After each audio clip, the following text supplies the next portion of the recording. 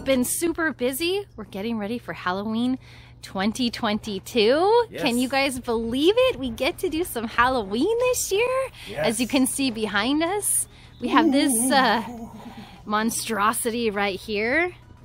Yeah, we're working on a Halloween mausoleum or crypt, Halloween crypt. I got so wrapped up in building, I just kind of got lost in it. I never turned the camera on much, but the good news is we have lots and lots of videos that cover a lot of the things that we've been doing on here. Now, we've made a couple mausoleums in the past, like years ago. You know what? It was actually 10 years ago. Today?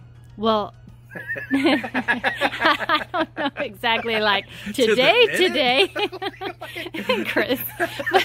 Well, anyway, we did make a couple. Yes, but 2012, because that was the year.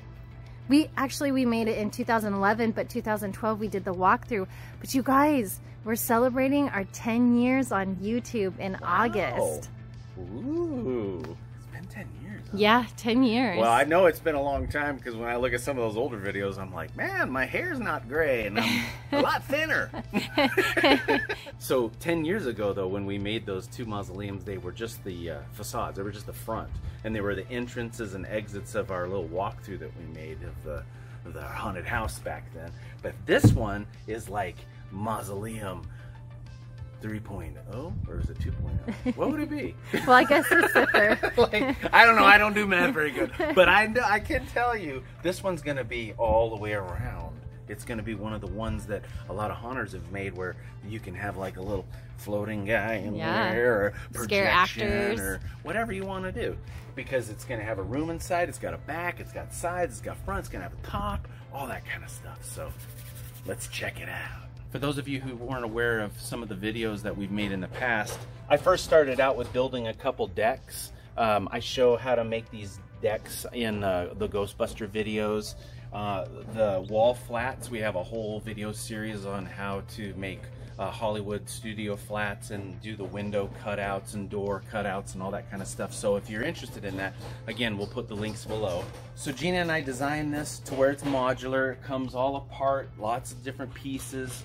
And so there's several walls. There's like 2 in the back and 2 on the sides and 3 on the front. And then each one of these columns is a separate piece. It's awesome because we even got Harrison out here working, painting, helping us get this thing done. He's a good helper. Yes. We're at the point now where we're just gluing all the foam to give it some designs and be able to chip away and add some of that kind of fun creepiness to the Halloween crypt. Yeah, but this is just the side. But here is the front, and the sun is this way, so not great for filming, but... It's me getting out of bed in the morning. Yeah, I was just gonna say. But check this out over on the side. Look at how beautiful this foam is. This is such a fun design. We're making it way different than we've ever seen a mausoleum done for Halloween anyway. Yeah. You know, we're taking a lot of inspiration from real mausoleums. Yep. In cemeteries. They're making a birdhouse next door. they're making a mausoleum. Yeah, they're making one too. Whose mausoleum will get finished first? I think yours. You're using power tools. Well, here's the back side for anyone wondering. This is going to be the easiest side to finish. Yes. I'll just, I don't even know if I'll fill up these staple holes. You know what? I think we just paint it black or gray, right? Yeah. And call it good. All right, so the bricks that I have on the sidewall here, they're just like 7 by 14 inch bricks. They're 2 inch thick. I've already cut all of them, and then I've routed the edges, and then I'm just picking out the foam for in the middle. I've got a whole stack right here for the other side, and I even cut a couple extras. But what I'm doing right here in the corner columns is I'm cutting some little 4 by 4 by 7 bricks, and they're gonna line up with the ones on the side, and the plan is to just round it over and give it that same routed edge with the picked out rock. Let me show you. I first do the squares, then I round over, and then I give it the routed edge and then pick it out. And I'm going to give it the 1/2 inch grout lines, and I'll go back and fill that in with great stuff. I've got my homemade little hot wire cutter, and I can adjust it by just loosening the screws and then doing whatever measurement. I've got it at 4 inches. I've got my little setup down there, and I just turn it on and cut my pieces. So I just turn on my hot wire. Next thing I'm going to do is cut it down to 7 inches. Now I need to make one of the corners round, so I'm just using this hole saw to give me a round edge, and I'm tracing it like that.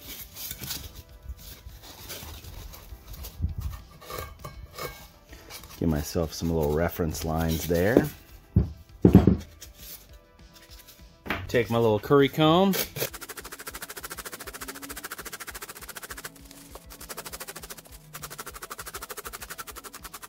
Now I have a little sanding block. I'm just going to smooth this over.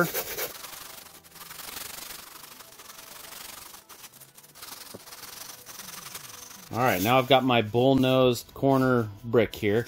Next thing is I'm going to route that edge. I've got a router table set up here with the bit in it just to make it easier to hold this foam when I'm doing it.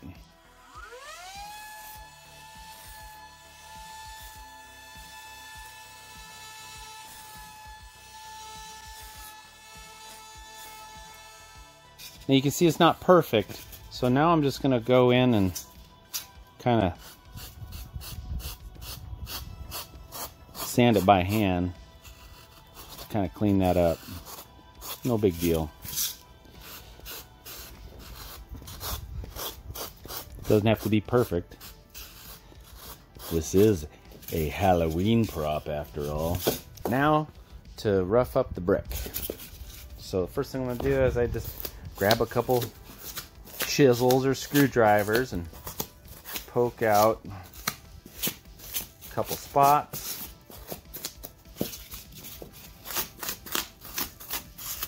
Just random.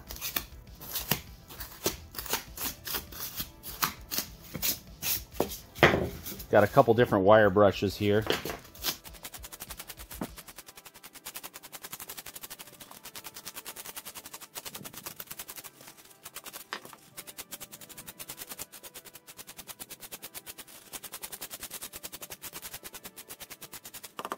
Last thing I'll do is I'll just knock down some of these edges, just so it's not so sharp.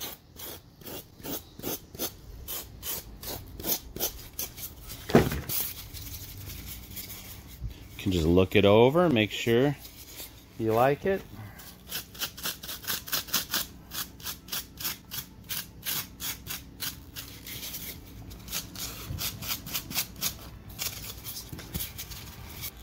And there you go. I'm going to use great stuff to glue this to the plywood, and it's all ready for hard coating.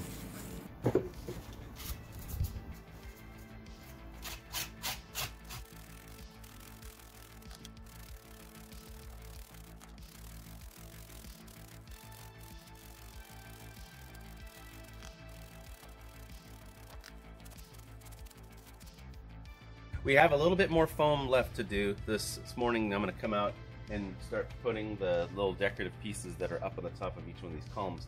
But since the last video, we've added a little bit of trim down here, and I did that by cutting a couple different pieces of foam through the table saw and the hot wire cutter, and then gluing those together with the great stuff, expandable foam.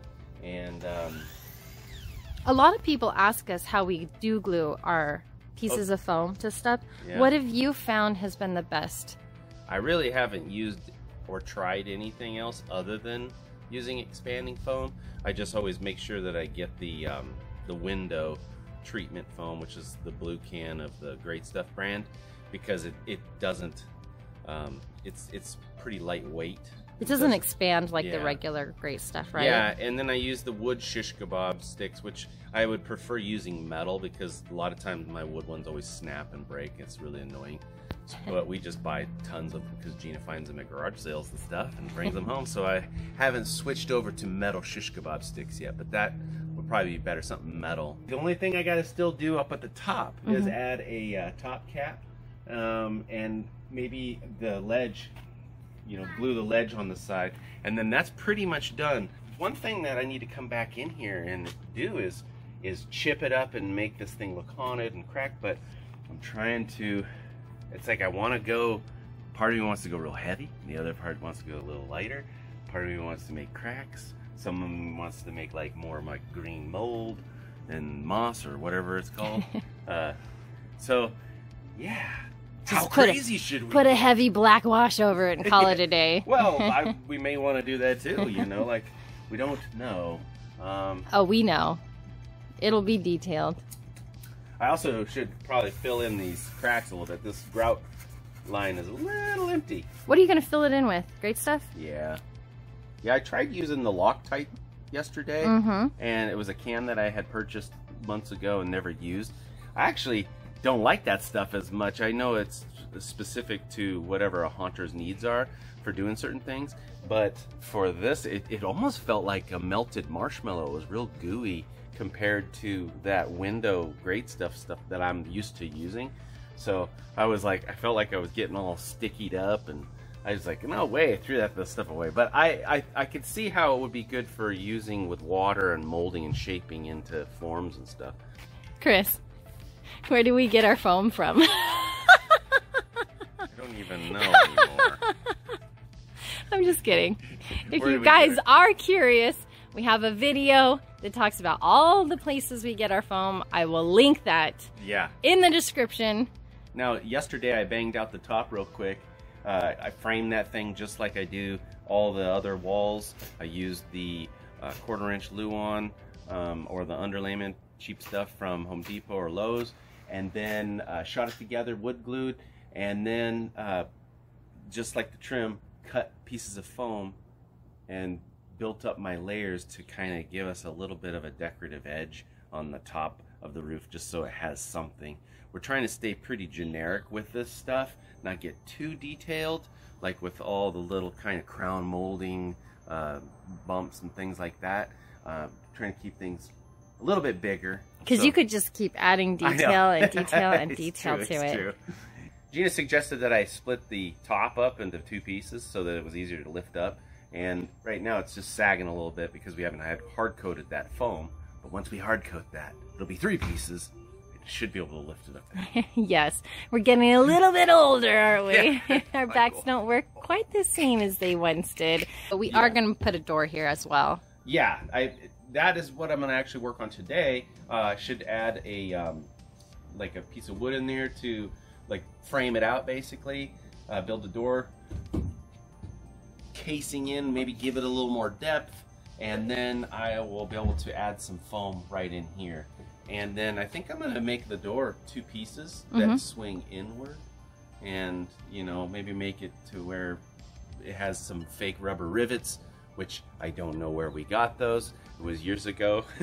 For those of you who are curious, they're just actually faux fake either resin or rubber rivets. I have found a couple people on Etsy that do make them, but I'm sure there's someone in the haunt community that makes rubber rivets. So could you make them out of hot glue?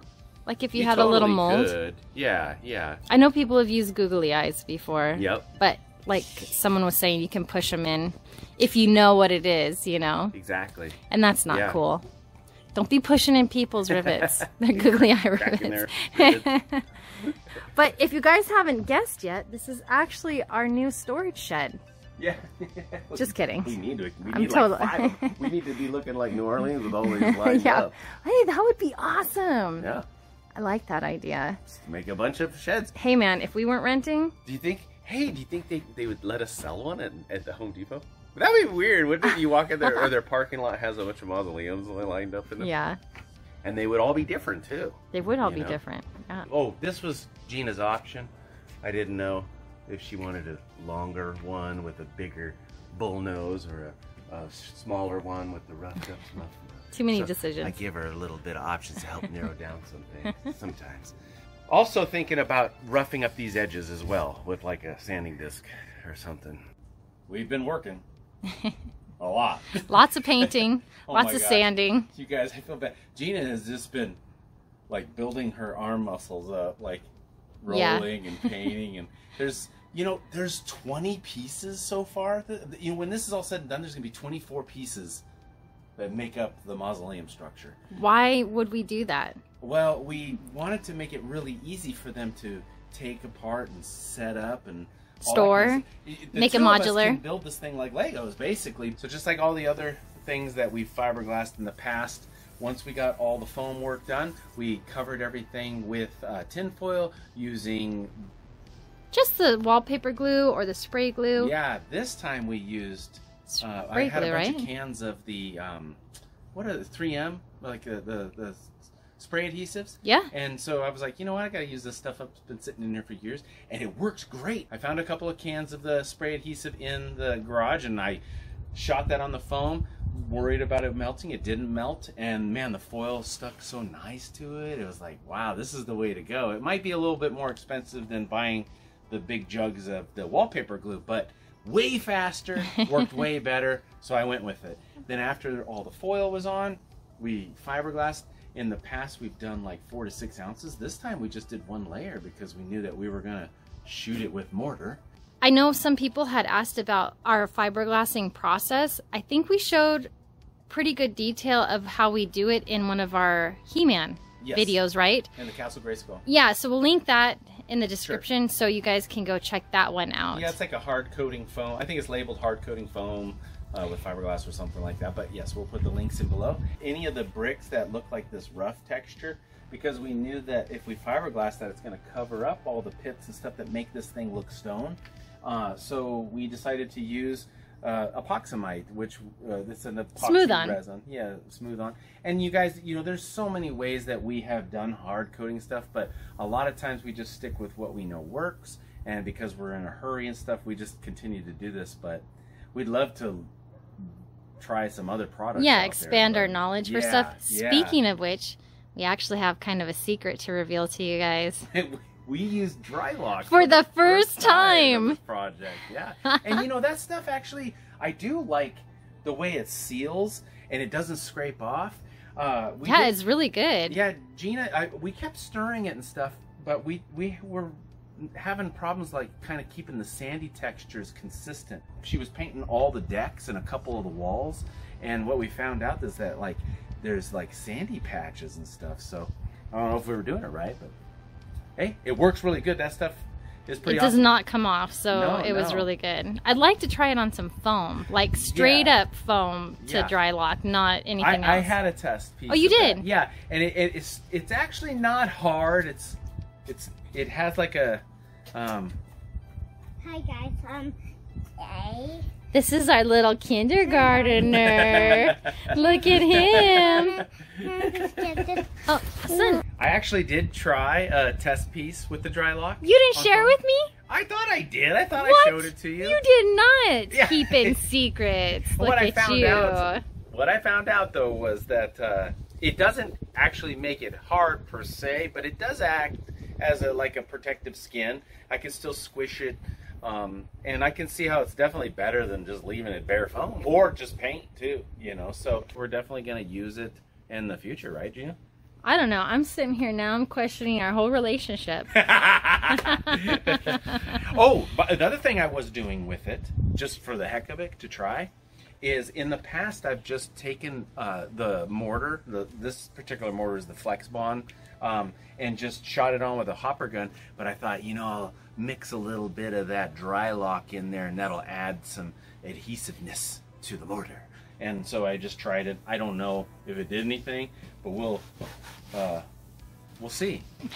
In the future, though, like I've also used stucco and lots of other things, but this mortar seems to be working.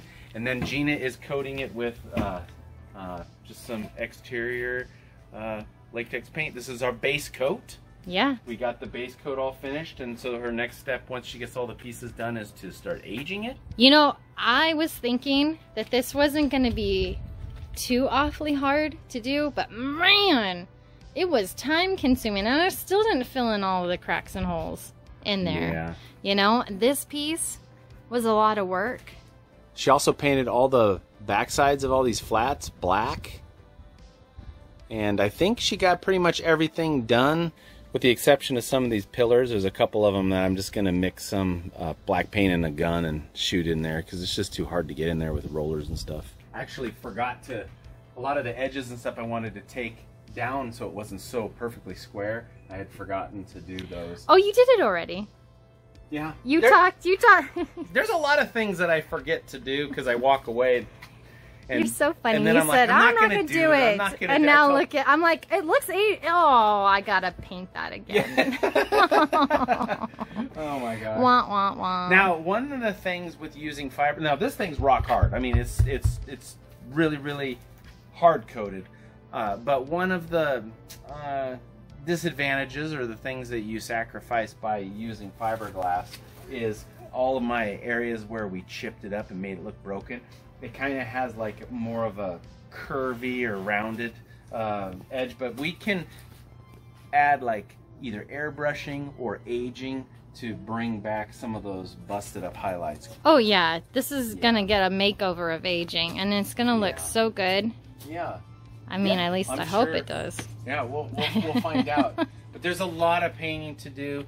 Gina's gonna finish priming everything, and then or giving the base coat, I should say, and then we're gonna get this thing together. Then she's gonna take her time just doing some aging and stuff. I just wanted to show you what the mausoleum looked like before I start aging it, because today is the big day that we are going to take this puppy from base coat to aged and crypt-like. I'm just waiting for the shade to cover the whole thing, and then I will go to town. Here's my little workstation. I've got a bucket full of water, some different size sponges that I like to use, a paintbrush, some paint colors. I did not have any more brown, and it makes sense. Look how old this paint can is. Oh my gosh, you guys. So I gotta go get some more brown, but I do have some new. I got some green here, some light green. I've got a little bit of this red orange brick color I'm gonna mix in there. I've got, you know, a clean spray bottle. I love these Mrs. Meyer's spray bottles. They only have one mode, which is like a wide spray, but they spray so good, and sometimes it even still smells. So this one was apple cider, which, oh my gosh, you guys, one of my favorite scents. So good. But yeah, this one right here, it's got black, red, and green, a little bit of green mixed up, and it's super watered down. And then, you know, I always test it on a piece of cardboard first, so it was a little heavy, so I watered it down just a little bit more. And now, as you can see in the background, I kind of like that. And then what I'll do is I'll just go over the mausoleum and spray it and spray it and spray it until I like what I see.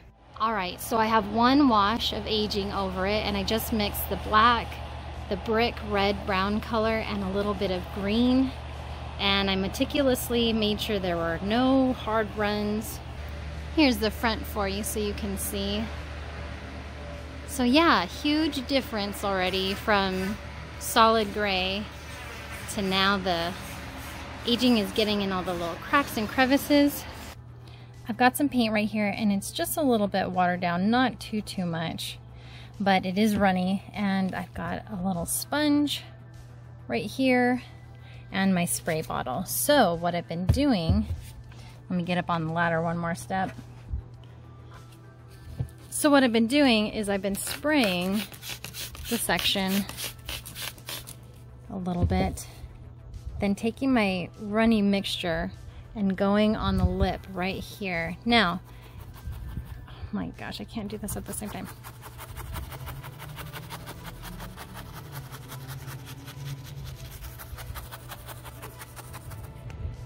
So I hooked up the airbrush, and Chris was like, yeah, just get in the cracks and stuff like that. It worked so good for about, what, 5 minutes? And then it got clogged, and then I was like, ugh, I can't do this. So I came over here. This has the base coat, then it has a wash of black, then it has a white dry brushing on it, and then I came in, as you can tell, with some heavy shadowing of watered down black, some, you know, watered down spray bottle black. And I just started coming here, and man, I tell you, the day it was perfect. All of my runs, because if you guys have followed along for a long time, you guys know how particular I am about runs. I don't like it to look like you just took a spray bottle and hit it and walked away. That really bugs me. So I'm very particular about how many runs are in the thing, and if there's a big black dot at the end, I don't know, it's a weird OCD thing. I don't have it anywhere else except when it comes to runs. So I think it's turning out really good. I still have to do a green wash, a brown wash, and then go in like I was doing right here with the edges. And Chris said that you can see some of my paint lines in there. That'll all get covered. It's really difficult to dry brush when you have a block, whereas if you have an open thing, you can lightly go with the paintbrush and the lines don't form as strong. It's gonna get covered. I know that's why you can always come back, and if it really bugs you, if you guys are doing dry brushing between two sections like this, you can always come back with your base color and lightly go with an even smaller paintbrush to kind of, you know, knock some of those lines and stuff, but you really won't see it. So this is a lot of work, and I've been doing it in stages and steps. So I'm hoping to get one side done, and then I'm gonna tackle the other side.